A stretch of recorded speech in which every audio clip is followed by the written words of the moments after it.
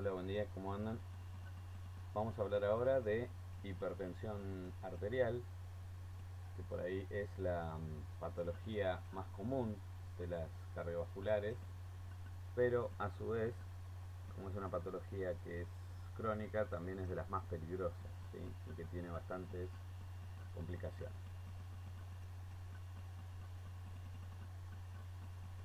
Vamos a hablar primero sobre lo que es la tensión arterial o presión arterial. Es la presión o tensión que es ejercida por la sangre contra las paredes arteriales, ¿sí? Esa es la tensión arterial. Se precisa una determinada cantidad de presión sobre el sistema para mantener abiertos los vasos, perfundir los capilares y para la oxigenación de los tejidos. Sin embargo, una presión excesiva, como en el caso de la hipertensión arterial, tiene efectos perjudiciales porque aumenta el trabajo del corazón, altera la estructura de los vasos, ¿sí? Y afecta a los tejidos corporales que son sensibles, como los riñones, los ojos y el sistema nervioso central. ¿Cómo se clasifica la tensión arterial? La tensión arterial normal tiene que tener una presión sistólica, que es la sístole, que se mide en milímetros de mercurio, menor a 120 milímetros de mercurio, y una diastólica, que es la presión la baja, como le suelen decir, menor a 80. Entonces la máxima menor a 120, ¿sí? Y la mínima menor a 80. Cuando hablamos de prehipertensión, estamos hablando en valores que van entre los 120 y 139 milímetros de mercurio de sistólica y entre 80 y 89 de diastólica, ¿sí? Cuando hablamos de hipertensión franca en estadio 1, hablamos que la persona tiene entre 140 a 159 y la mínima entre 90 y 99. Cuando hablamos de hipertensión estadio 2, hablamos que es igual o mayor a 160 milímetros de mercurio de sistólica o igual o mayor a 100 milímetros de mercurio en la diastólica. Esa es la clasificación, ¿sí?, de la tensión arterial. Entonces, para que sea normal, una persona adulta, ¿sí?, tiene que ser menor a 120/80. Bien. Vamos a hablar de la fisiopatología de la tensión arterial. Y todavía no nos metimos en el plano de la hipertensión, pero vamos a hablar sobre la tensión arterial en sí. La TA se debe a la eyección de sangre desde el corazón durante la sístole, ¿sí? Cuando se contraen los ventrículos, se produce la sístole, la eyección, ¿sí?, eso es a través del gasto cardíaco, y la resistencia al flujo de sangre, dice, creada por las paredes elásticas de las arterias. Esa resistencia al flujo de sangre de las arterias se llama resistencia vascular sistémica. Como ven acá en la sigla, que lo van a ver seguido, RBS, y esto también lo van a ver seguido, gasto cardíaco. La presión de la sangre aumenta cuando el corazón se contrae en la sístole para propulsar la sangre. Esta onda de presión o presión arterial sistólica se percibe como pulso, ¿sí? Ustedes lo perciben en el pulso y se oculta cuando tomamos la presión como ruidos de Korotkov al medir la presión arterial. En adultos sanos, la presión sistólica media mide menos de 120, como vimos en el gráfico anterior.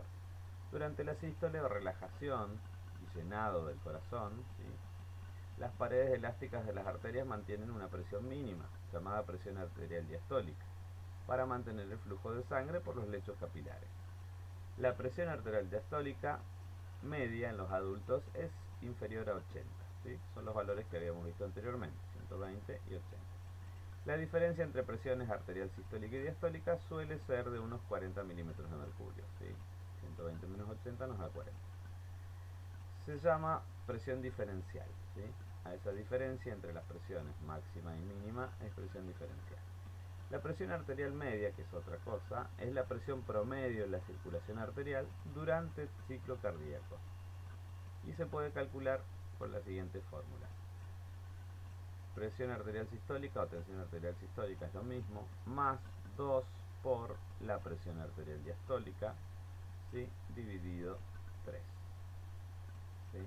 Entonces supongamos que reemplazamos los números, que vamos a tener 120 más 2 por 80 nos da 160, se suma eso, 120 más 160, se divide por 3 y el resultado que nos da es la presión arterial media, ¿sí?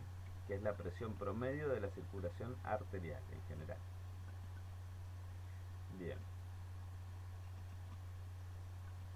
Seguimos hablando de la fisiopatología de la tensión arterial. Las arteriolas suelen determinar entonces la resistencia vascular sistémica, por lo que su diámetro cambia en respuesta a diversos estímulos, ¿sí? O sea, el calibre de las arterias, la dilatación, la contracción y demás que hacen la resistencia vascular sistémica cambian por varios estímulos. Estímulo del sistema nervioso simpático.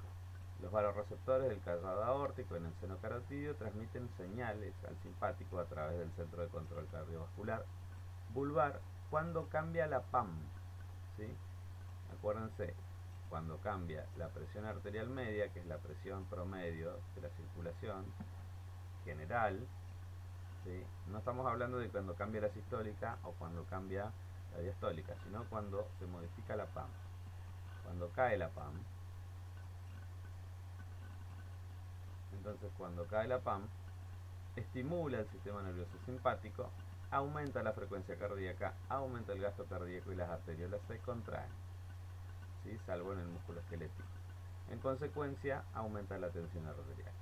El incremento de la PAM ocasiona el efecto contrario, ¿sí? Cuando la presión arterial media está muy alta, se reduce la frecuencia cardíaca, el gasto cardíaco y hay vasodilatación, ¿sí? Eso hace el sistema nervioso simpático.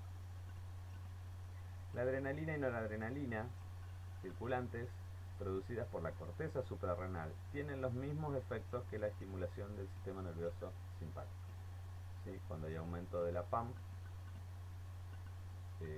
disminuye, cuando baja la PAM aumenta la adrenalina y noradrenalina.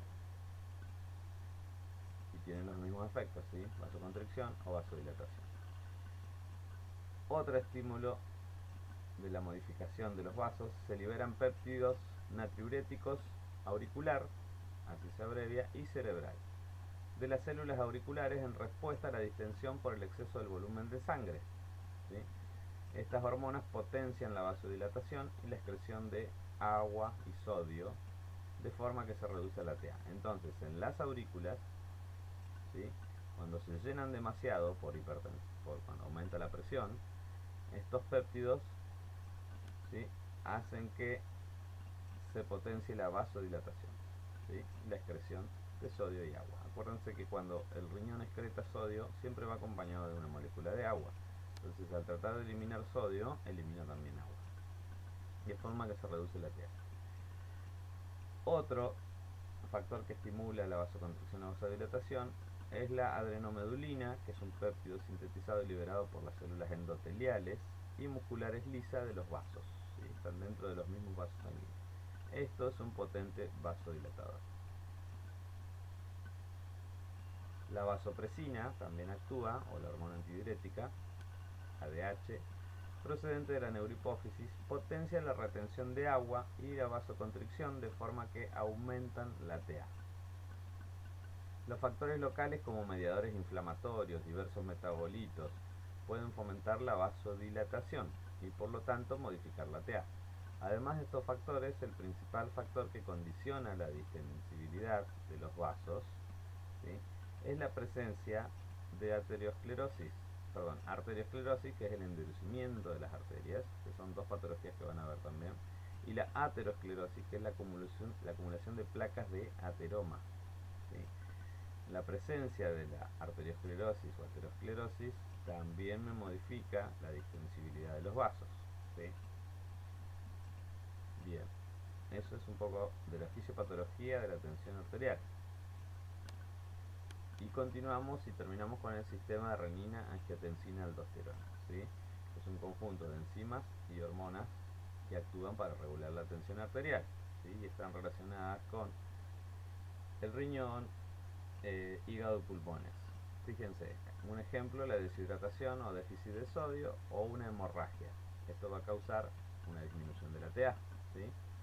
Disminución del nivel sanguíneo, disminución de la presión arterial, ¿sí?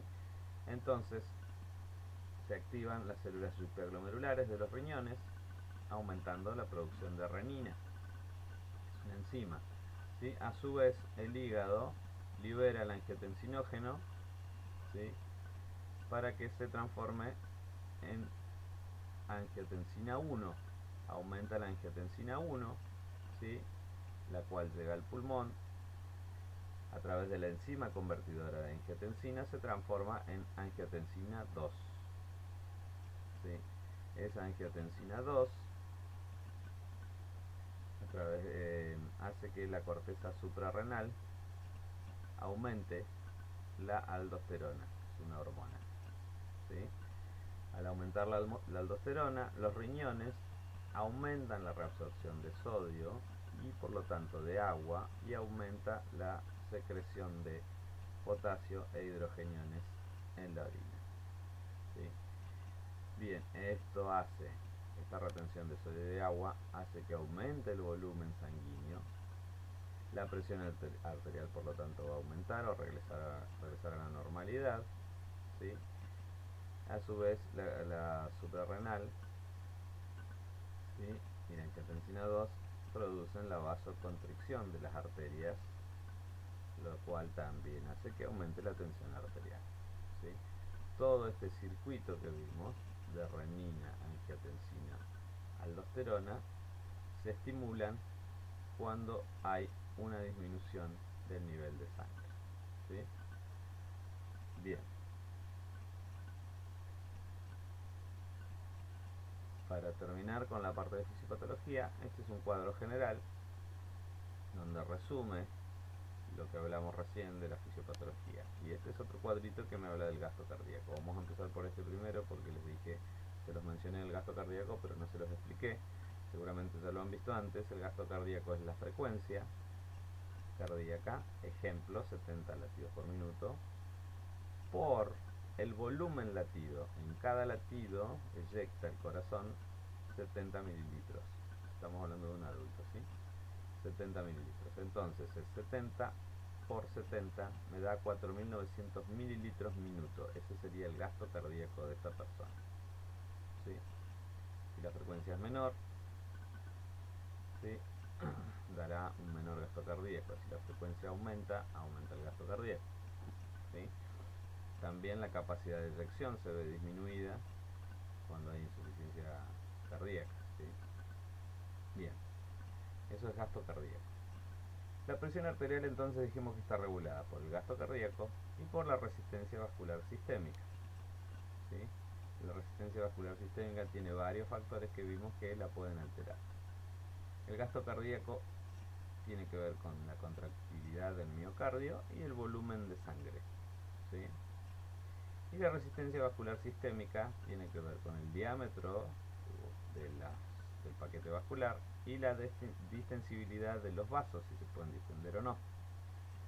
Bien, el diámetro vascular y la distensibilidad dependen del tono del músculo liso del vaso, y la distensibilidad depende de si hay o no arteriosclerosis, ¿sí? El tono del músculo liso lo van a regular la adrenomedulina y los mediadores locales, ¿sí? Vamos al gasto cardíaco. El volumen de sangre, cuando disminuye, se activa el sistema renina-angiotensina-aldosterona. Los péptidos natriuréticos también tienen que ver, auricular y cerebral, la vasopresina o la ADH, ¿sí? Ellos tienen que ver con el volumen de sangre. Con la contractilidad del miocardio, los receptores beta 1 cardíacos, ¿sí? Y con la tonicidad del músculo liso, los receptores alfa vasculares. Estos se ven modificados a su vez por el sistema nervioso simpático y por la adrenalina o noradrenalina circulante, ¿sí? Este es el resumen de la fisiopatología de la presión arterial, que acuérdense tiene que ver con el gasto cardíaco y con la resistencia vascular sistémica. Bien. Ahora sí, una vez que repasamos lo que es la tensión arterial, la fisiopatología de la tensión arterial, vamos a hablar de la hipertensión arterial. La hipertensión arterial es definida por la American Association of Hypertension, la ASH, o la ISH, que es la Sociedad de Hipertensión, como una presión arterial sistólica de 140 milímetros de mercurio o mayor, o una presión arterial diastólica de 90 milímetros de mercurio o mayor, ¿sí? De acuerdo con el promedio de 2 o más mediciones precisas y de la presión arterial tomada durante 1 a 4 semanas, ¿sí? Entonces, repito, estas sociedades, que son las que definen o que realizan los estudios sobre la hipertensión arterial, ¿sí? Sociedades científicas, me dicen que hipertensión arterial es una presión sistólica de 140 o mayor y diastólica de 90 o mayor, ¿sí?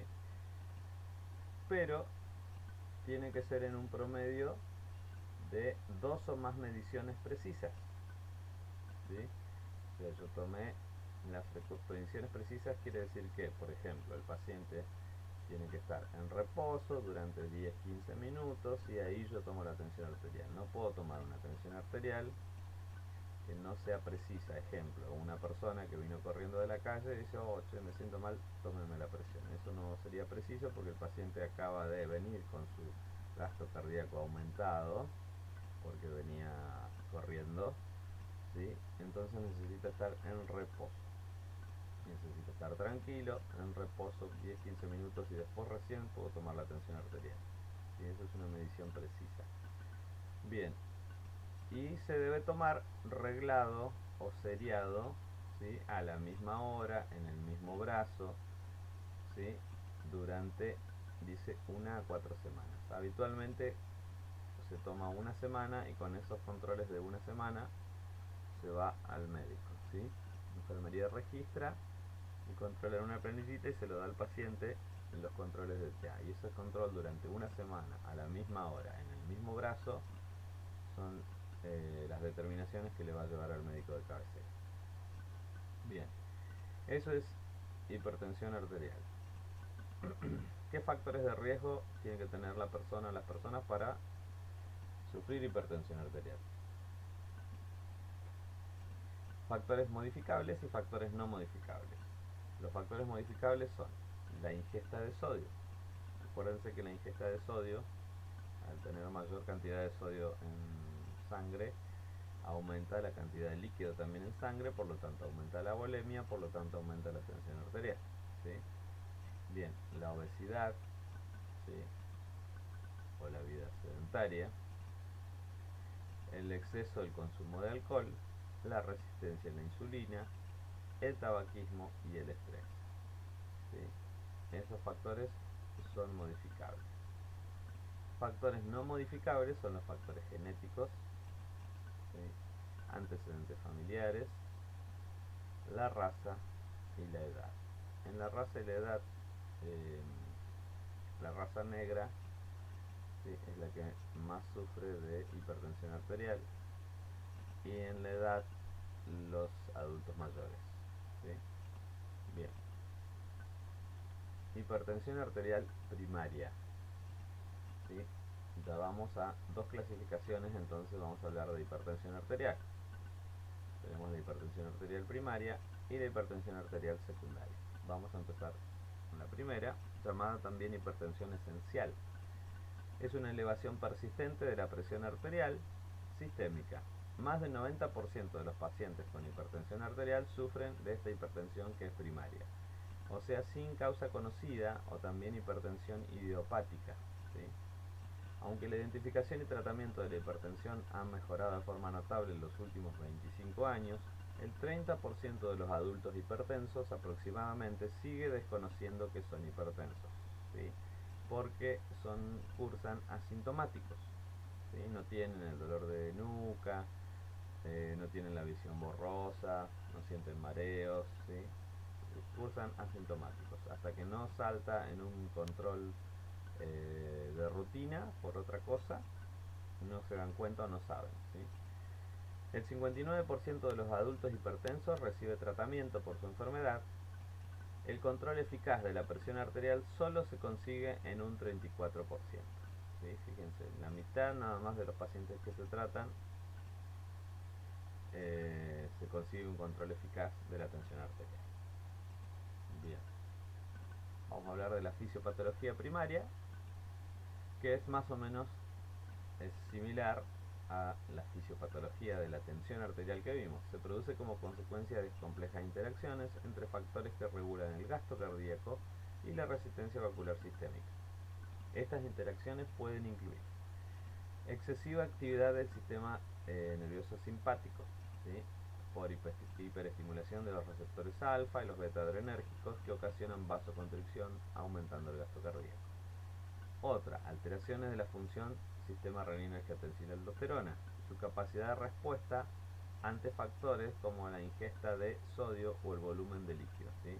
Fíjense que acá tenemos alteraciones, ¿sí? En la actividad del sistema nervioso simpático hay hiperestimulación de los receptores alfa y beta, y en el sistema renina-angiotensina no tiene la capacidad de reacción o de respuesta ante la ingesta de sodio o el volumen excesivo de líquido. El sistema renina-angiotensina-aldosterona afecta el tono vasomotor, la excreción de sal y agua. La existencia de concentraciones elevadas de forma crónica de angiotensina 2, tratando de compensar esto, produce un remodelado de las arteriolas, ¿sí? ¿Qué quiere decir? Que altera la capa íntima de las arteriolas y aumenta de forma permanente este remodelado o esta lesión que va a producir este cambio de forma permanente la resistencia vascular sistémica. Entonces el exceso de tratar de compensar a través de la angiotensina 2 produce cambios en la íntima de las arteriolas. Otros mediadores químicos implicados en el tono vasomotor y el volumen de sangre, como el péptido natriurético atrial, también influyen porque modifican el tono vasomotor, la excreción de agua y sodio. El propio endotelio vascular produce endotelinas que también afectan el tono vasomotor. La endotelina 1 es un vasoconstrictor potente. La interacción entre la resistencia de la insulina, la hiperinsulinemia y la función endotelial puede ser causa primaria también de hipertensión arterial. El exceso de insulina, ¿sí?, que es la hormona que secreta el páncreas para contener el azúcar y almacenarla en el hígado, ejerce varios efectos que pueden contribuir a la hipertensión. Retención renal de sodio, aumento de la actividad del sistema nervioso simpático, hipertrofia del músculo liso vascular a causa de las hiperglucemias, cambios en el transporte iónico a través de las membranas celulares, también por las hiperglucemias. Bien, vamos a hablar ahora, esto fue la fisiopatología de la hipertensión primaria, las manifestaciones clínicas o los signos y síntomas. El aumento de la TA, las elevaciones son típicamente transitorias, pero al final se hacen permanentes, o sea, me puede dar un control normal, esporádicamente alguno alto, pero al final se hacen permanentes el aumento de la TA sistólica y diastólica. Puede haber cefalea, en general dolor de nuca, cuello al levantarse por la mañana y desaparecen durante el día. Otros síntomas derivan de lesiones, ¿sí?, de órganos diana, o sea, órganos diana son los órganos receptores de algún daño. Incluyen nicturia, ¿sí?, que es el orinar a la noche repetidas veces, confusión, fíjense que acá hay afectación de renal, confusión, afectación del sistema nervioso central, náuseas y vómitos, que puede ser por lo mismo o puede ser por trastornos gastrointestinales, alteraciones visuales, ¿sí? La exploración de la retina puede mostrar una estenosis de las arteriolas con exudado es pérdida de líquido, hemorragia y edema de papilas o edema papilar, que es el edema del nervio óptico, ¿sí? Estas lesiones pueden llegar a tener. Esto tienen que pasar obviamente años de hipertensión, tal vez sin saberlo el paciente. Bien. Y muchos pacientes se dan cuenta que tienen la presión alta cuando dicen, yo sabía que tenía la presión alta porque me dolía el cuello y la nuca, ¿sí?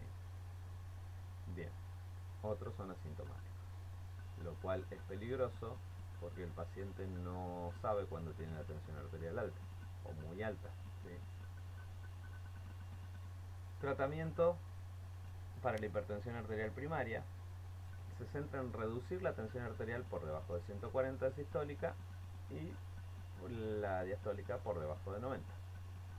El objetivo último del tratamiento de la hipertensión es reducir la morbimortalidad renal y cardiovascular, así que el paciente se enferme y muera por enfermedad renal o cardiovascular. El riesgo de complicaciones cardiovasculares, como la cardiopatía coronaria o la insuficiencia cardíaca, etc., se reduce cuando los valores de presión arterial son inferiores a 140/90. Cuando el paciente sufre además una diabetes o nefropatía, ¿sí?, de base, el objetivo del tratamiento es conseguir una presión inferior a 130/80. Fíjense que acá el objetivo, ¿sí?, es más abajo todavía. Ahora se reconoce que la mayor parte de los pacientes hipertensos necesitarán una combinación de 2 o más fármacos, además del cambio de hábito, para conseguir las cifras de presión arteriales controladas. El tratamiento tiene pilares fundamentales, ¿sí?, que son la dietoterapia.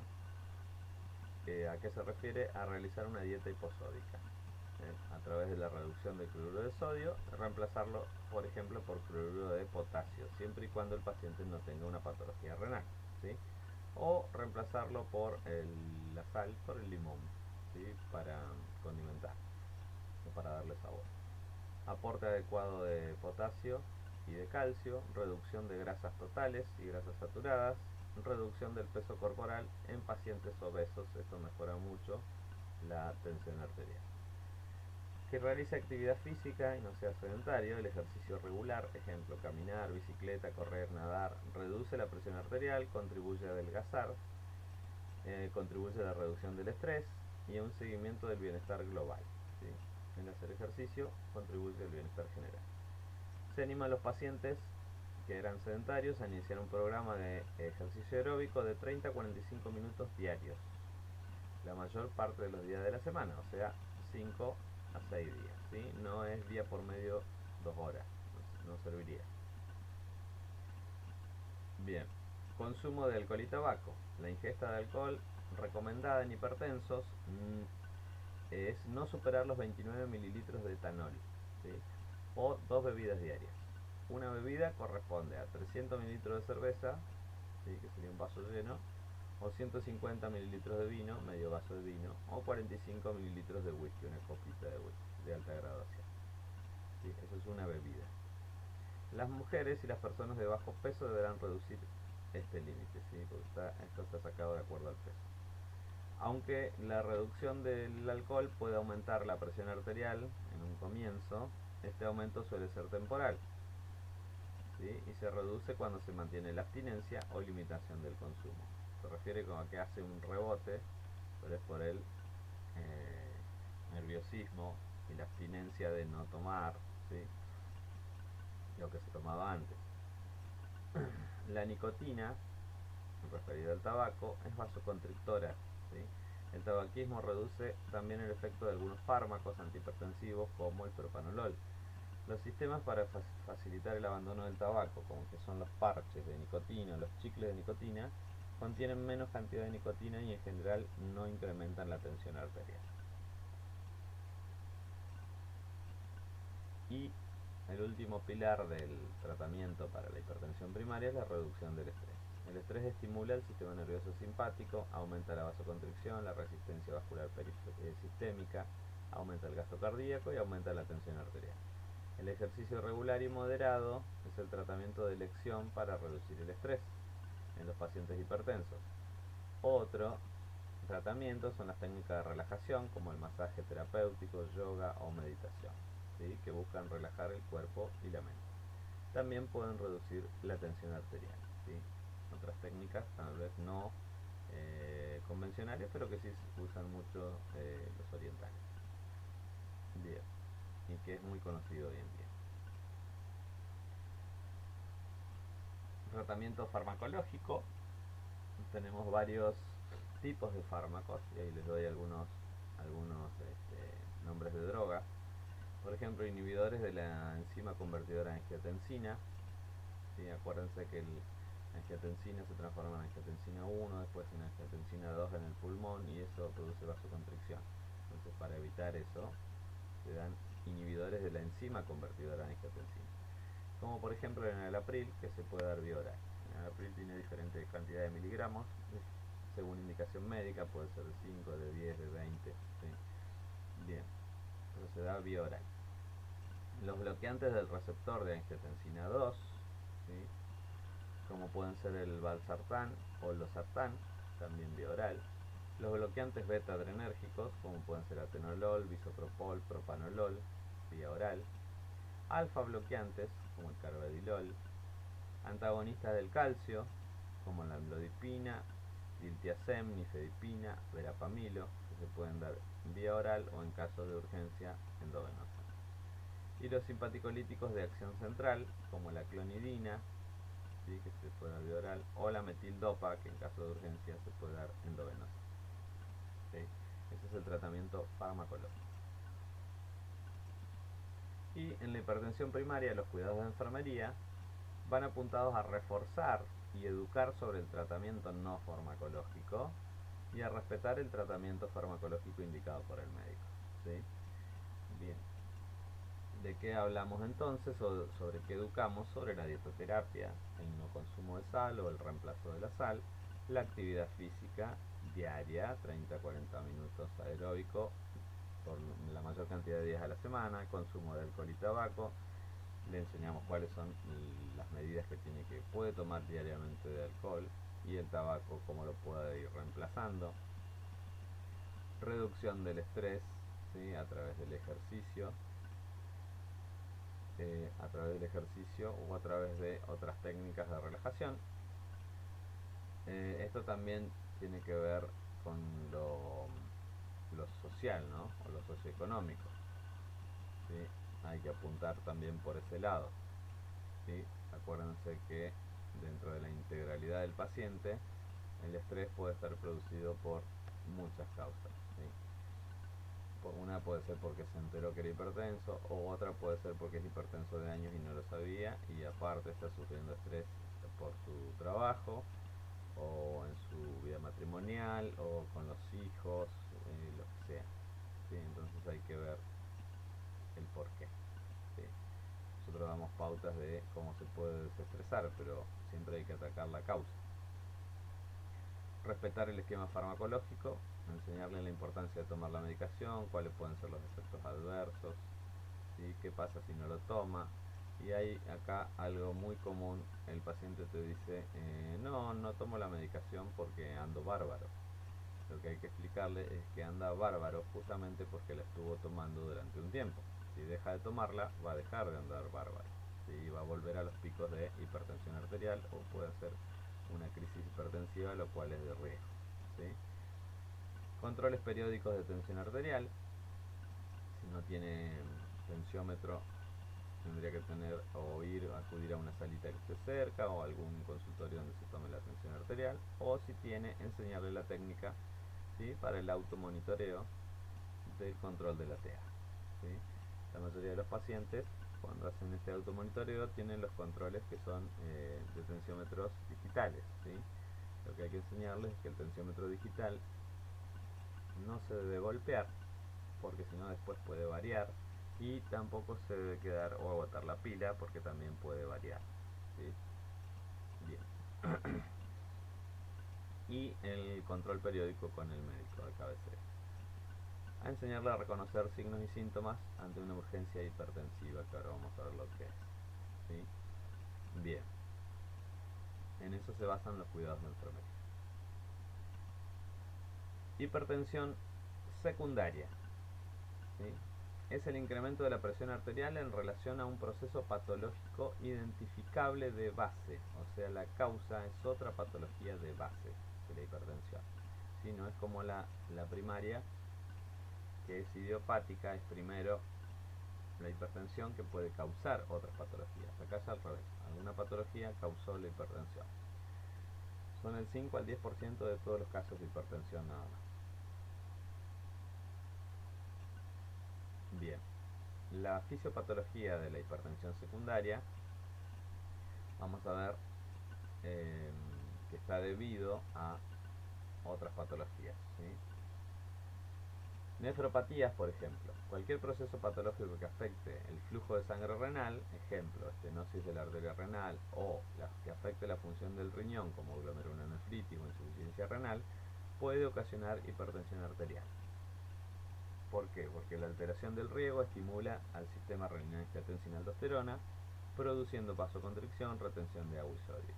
La alteración de la función renal afecta la eliminación de agua y electrolitos, lo que ocasiona hipertensión. Otra patología es la coartación de la aorta.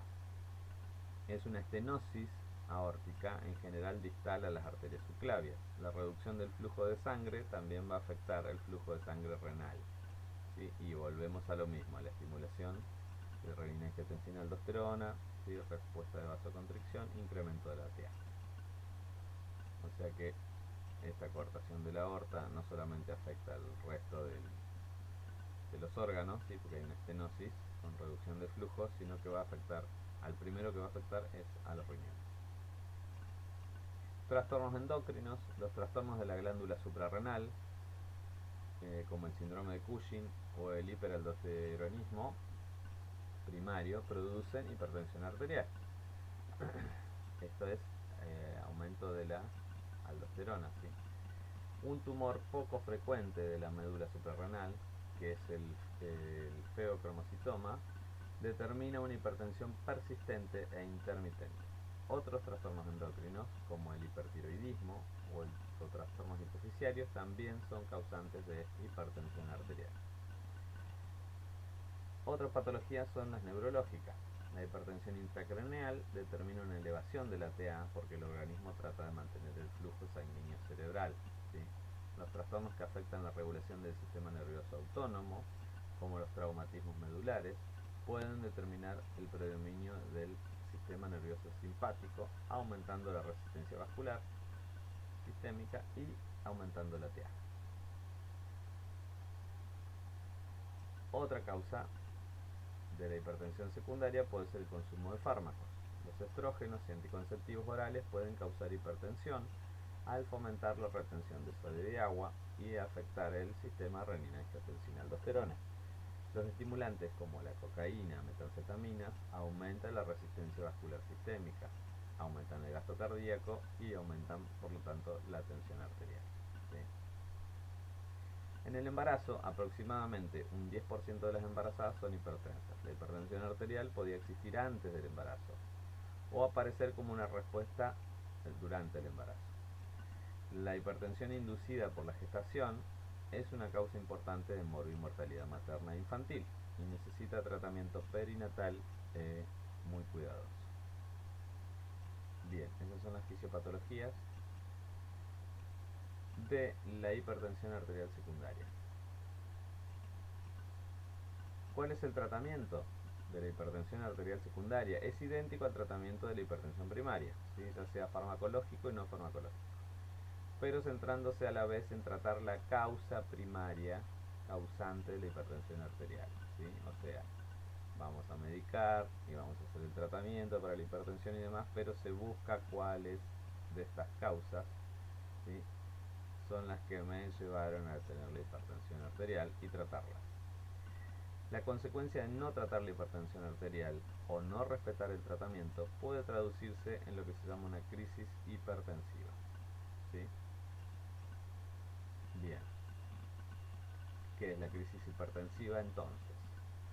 Algunos pacientes hipertensos pueden desarrollar una elevación rápida e importante de la presión arterial sistólica o diastólica o ambas.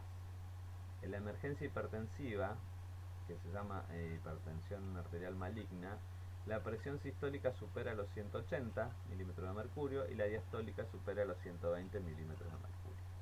Es de vital importancia un tratamiento inmediato, dentro de la hora, para prevenir lesiones cardíacas, renales, vasculares y reducir la morbimortalidad.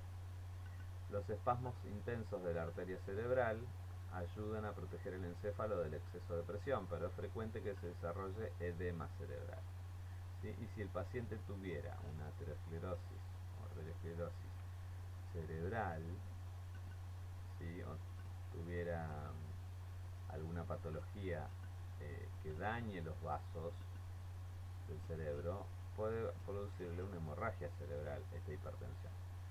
La hipertensión prolongada produce lesiones en las arteriolas y los vasos renales también, y puede causar la coagulación intravascular y falla renal aguda, ¿sí? Entonces fíjense la crisis hipertensiva cómo puede lesionar encéfalo, riñones, ¿sí? Y también puede lesionar en el corazón las válvulas si ya estuvieran dañadas, y producir otro tipo de patologías que vamos a ver después. Las manifestaciones clínicas de la crisis hipertensiva son de aparición súbita o rápida, los signos y síntomas, o el signo de la hipertensión. Puede tener visión borrosa por edema papilar, la presión sistólica por encima de 180, la diastólica por encima de 120, ¿sí?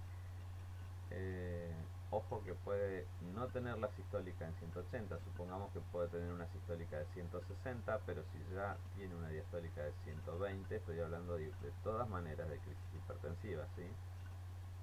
Si yo tengo, en vez de tener 180, tengo 220 y acá no llegó a 120, no importa, de todas maneras estoy hablando de una crisis hipertensiva. Bien, va a tener cefaleas, puede tener confusión, puede tener deficiencias motoras y sensitivas. Habitualmente las personas dicen que sienten hormigueo en las manos, en la cara, ¿sí? Y alguna deficiencia motora como cosquilleo o hormigueo en algún brazo o en alguna pierna. Bien, el tratamiento de la crisis hipertensiva es reducir la presión arterial no más de un 25%, ¿sí? Dentro de esa hora, ¿sí? Y después acercarla a 160-100 entre las 2 y 6 horas. No se puede bajar la tensión arterial en una crisis hipertensiva de golpe, porque vamos a producir hipoflujo cerebral, hipoflujo renal, ¿sí? Hipoflujo cardíaco, que la vamos a bajar de golpe. Acuérdense que esta persona que hizo una crisis hipertensiva seguramente vive hipertenso, ¿sí? Entonces está acostumbrado su cerebro, su riñón, su corazón a vivir con determinada tensión arterial, la cual no puedo bajar de golpe, ¿sí? Bien, es importante evitar las reducciones excesivas o rápidas que pueden ser origen de isquemias cerebral, renal o cardíaca. El tratamiento es el control de signos vitales, principalmente la tensión arterial, la frecuencia cardíaca, monitoreo cardíaco, ¿sí? Para ver que no haya daño a nivel cardíaco, y hacer un electro, oxigenoterapia y la farmacoterapia con todos los fármacos que vimos anteriormente, ¿sí? Ese es el tratamiento de la crisis hipertensiva. Y dentro de la farmacoterapia, los fármacos utilizados van a ser el nitroprusiato de sodio, que actúa inmediatamente, dura 1 o 2 minutos, ¿sí? Y qué implicancias o implicaciones de enfermería tiene. Es eficaz, fácil de usar, puede ocasionar náuseas, vómitos, ¿sí? Fasciculaciones musculares, sudoración. Utilizar con precaución en casos de hipertensión intracraneal. La NTG, la nitroglicerina, inicio 2 a 5 minutos, dura 5 a 10 minutos. Se utiliza cuando la hipertensión se asocia a la isquemia coronaria, ¿sí? Acuérdense que era un vasodilatador que disminuye el dolor también. Puede causar cefaleas, vómitos, puede aparecer tolerancia tras el uso prolongado. Y después se utilizan antagonistas de calcio como nicardipina, actúa de 5 a 10 minutos, dura 15-30 minutos hasta 4 horas. Usar con cuidado, evitar pacientes con insuficiencia cardíaca, puede causar taquicardia, cefalea, enrojecimiento, flebitis local, ¿sí? En las venas. Y los inhibidores de la enzima convertidora en angiotensina, como es el narapril, actúa de 15 a 30 minutos, dura hasta 12 horas. Vigilar la hipotensión, se usa en insuficiencia cardíaca izquierda, evitar el infarto agudo de miocardio. Bien, esos son los fármacos más utilizados. Entonces vimos la fisiopatología de la tensión arterial, después vimos hipertensión arterial y las dos grandes clasificaciones que son hipertensión arterial primaria e hipertensión arterial secundaria. Bien, hasta aquí llegamos con este tema. Espero que les haya servido. Les repito lo que digo siempre: si han quedado dudas, no duden en enviar un mail consultando a samuelipsa@gmail.com o a través de la plataforma. Bueno chicos, por ahora nada más.